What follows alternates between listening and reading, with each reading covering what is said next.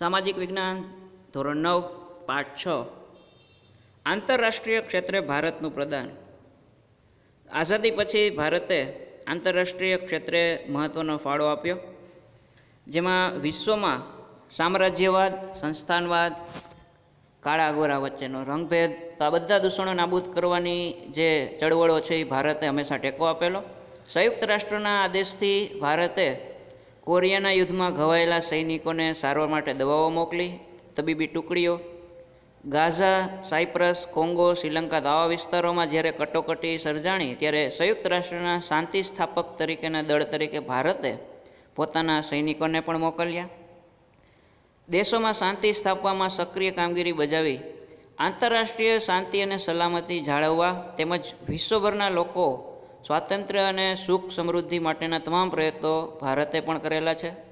સંયુક્ત રાષ્ટ્રોની મહાસભામાં પરમાણુ શસ્ત્રોનું સંપૂર્ણ જો નિઃશસ્ત્રીકરણનો ઠરાવ રજૂ કરીને ભારતે શાંતિની ઈચ્છા પણ દર્શાવી છે. ઘાતક શસ્ત્રોનું ઉત્પાદન બંધ કરી તેમજ સૈન્ય સંખ્યા ઘટાડીને નાણાં વિશ્વની ગરીબ તથા ભૂખમરાથી પીડાતી પ્રજા માટે આર્થિક સામાજિક વિકાસ થાય તેવો પ્રયત્ન પણ કરવો જોઈએ, એવી માગણી પણ હંમેશા ભારતે સંયુક્ત રાષ્ટ્ર સમક્ષ કરી છે. આમ વિશ્વ શાંતિ એ ભારતની વિશ્વ નીતિનો એક મુખ્ય સિદ્ધાંત, જે વિશ્વ શાંતિ માટે રાષ્ટ્ર વચ્ચે સહકાર, વિશ્વાસ અને સમજણનું વાતાવરણ ભારતે સતત પ્રયાસ કરેલો છે. આનાથી આગળ જોઈએ તો ભારતે અન્ય કેટલાક દેશો સાથે સંબંધો કેવા રાખેલા છે. તો સૌથી પહેલાં ભારત અને અમેરિકા વચ્ચેનો સંબંધ. ભારત અને યુનાઇટેડ સ્ટેટ્સ એટલે કે USA બંને એક પ્રજાસત્તાક દેશો છે. ભારત અને યુનાઇટેડ સ્ટેટ્સ વચ્ચે અનેક સમાનતાઓ છે. ભારત અને યુનાઇટેડ સ્ટેટ્સ વચ્ચે સંબંધોમાં ચઢાવ ઉતાર પણ ક્યારેક આવ્યા છે. આઝાદી મેળવ્યા પછી ભારતે કોઈ સત્તા જૂથમાં ન જોડાવાની એટલે કે બિન જોડાણવાદની નીતિ સ્વીકારી, જે USAને ના ગમ્યું. તેને આશા હતી કે ભારત લોકશાહી જૂથમાં જોડાશે, પણ ભારતે બિન જોડાણવાદી નીતિ અપનાવી, કારણ કે આથી તેને પોતાની આર્થિક સ્થિતિ વિકસાવવી હતી. એટલે જમ્મુ કાશ્મીરની બાબતમાં પણ USA પાકિસ્તાનની તરફેણ કરી છે. તો અહીંયા પાકિસ્તાન USAના સત્તા જૂથ સાથે અને લશ્કરી જૂથ સાથે જોડાયેલું હતું અને ભારત છે બિન જોડાણવાદી નીતિ સ્વીકારેલી.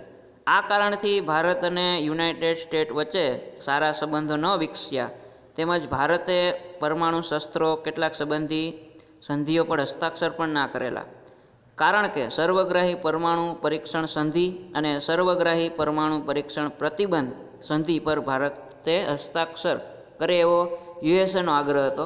પરંતુ આ બંને સંધિ છે એ ભેદભાવયુક્ત રાષ્ટ્રીય હિતોને નુકસાન કરતા હોવાથી ભારતે તેના પર હસ્તાક્ષર ના કર્યા. પોતાના ઈરાદાઓ અને આગ્રહની અવગણના કરી US ભારત પર નારાજ થયું. જ્યારે ભારતે પોખરણ એટલે કે રાજસ્થાનમાં આવેલું ત્યાં સૌથી પહેલું પરમાણુ અખતરો જ્યારે 1998માં કર્યો, ત્યારે અમેરિકાએ પણ તેની ગંભીર નોંધ લીધી. તેણે ભારત સામે કેટલાક પ્રતિબંધો મૂક્યા, જે સમય જતાં હળવા પણ થયા. આર્થિક અને ટેકનિકલ ક્ષેત્રમાં ભારતને અમેરિકાએ ઘણી મદદ કરી છે અથવા તો મળતી રહી છે. USAના ન્યૂયોર્ક વર્લ્ડ ટ્રેડ સેન્ટર પર જ્યારે 11 સપ્ટેમ્બર 2001ના રોજ આતંકવાદી હુમલો થયા પછી બંને દેશો વચ્ચેના સંબંધોમાં થોડો ઘણો સુધારો આવ્યો. ભારતે પણ આર્થિક ક્ષેત્રે પ્રગતિ સાધી, તે બાબતનો સ્વીકાર પણ કરે છે અમેરિકા, અને બંને દેશો વચ્ચે ગાઢ સંબંધો બંધાય તેવી ઈચ્છા ધરાવતા થયા. સપ્ટેમ્બર 2014 અને 2015માં ભારતના વડાપ્રધાન નરેન્દ્ર મોદી તો અમેરિકાની મુલાકાતે ગયા અને સંયુક્ત રાષ્ટ્રોની મહાસભા પણ તેને સંબોધન કરેલું, જેમાં USA અમેરિકાના પ્રમુખ બરાક ઓબામા 26મી જાન્યુઆરી 2015ના રોજ ભારતના 66મા ગણતંત્ર દિન એટલે કે પ્રજાસત્તાક દિનના સમારોહમાં મહેમાન બનીને પણ આવેલા. ભારતીય ગણતંત્ર દિવસમાં ભાગ લેનાર લોકોમાં અમેરિકાના પ્રમુખ હતા. ભારત અને અમેરિકાના સંબંધો સુમેળભર્યા થઈ રહ્યા છે. આતંકવાદના પ્રશ્ને બંને રાષ્ટ્રોના વડાઓ સાથે મળીને એ અંગે ચિંતિત પણ છે. ત્યારબાદ ભારત અને સોવિયત યુનિયન એટલે કે રશિયા વચ્ચે કેવા સંબંધો છે તેના વિશે જાણીએ. તો ભારતમાં ભારે ઉદ્યોગો સ્થાપવા, સંરક્ષણ ક્ષેત્રે સજ્જ થવા સોવિયત એટલે કે રશિયાએ આર્થિક અને તકનીકી મદદ કરી છે. કાશ્મીરના પ્રશ્નમાં સોવિયત યુનિયને ભારતનો પક્ષ લીધો છે, જે એક સારી વાત કહેવાય. સંયુક્ત રાષ્ટ્રોની સલામતી સમિતિમાં કાશ્મીરના મુદ્દે ભારત વિરુદ્ધ ઠરાવ ન થાય તે માટે ઘણીવાર વીટો સત્તાનો પણ ઉપયોગ કરેલો છે.